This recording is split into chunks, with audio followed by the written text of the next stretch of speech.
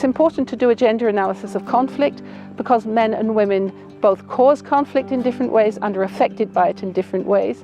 So if we're going to really understand conflict and have ways that will really help us resolve it, we need to have a gendered analysis, and that means not just focusing on women, but on what men and women do.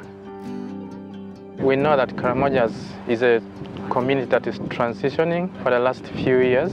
We are keen to know how mining, which is a new economic activity, agriculture that is going now hand in hand with pastoralism, how those new economic roles and activities are interacting with the gender norms of the area.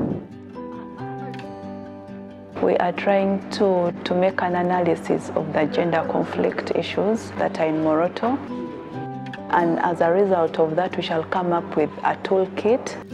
What this toolkit does is it really looks at not only the impact of conflict on men and women, but also the ways in which ideas and norms around masculinity and femininity can actually drive conflict themselves. We hope that the toolkit will be used by peace builders, by donor governments, by organisations working in conflict-affected countries to inform their peace-building strategies. We've been asking the people what it means to be a real man or a real woman in the Karamoja context.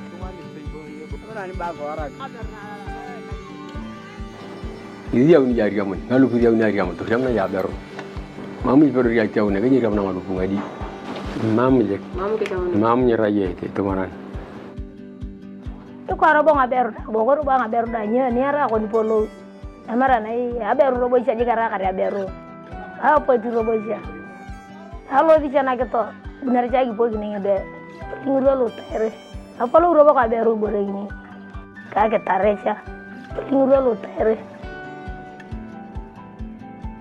And conflicts in Karamoja can be around land, around minerals, around agriculture or cattle. So we're just looking how gender plays a role in those kind of conflicts, how being a man or woman influences the way people respond to such conflicts. This land is the most important thing in one's life.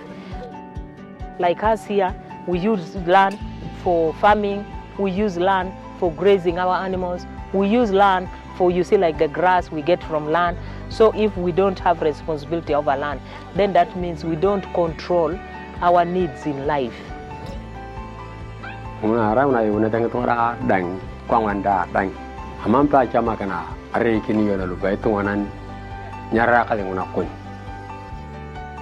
Normally when people come to learn about gender, it's about a woman and a man.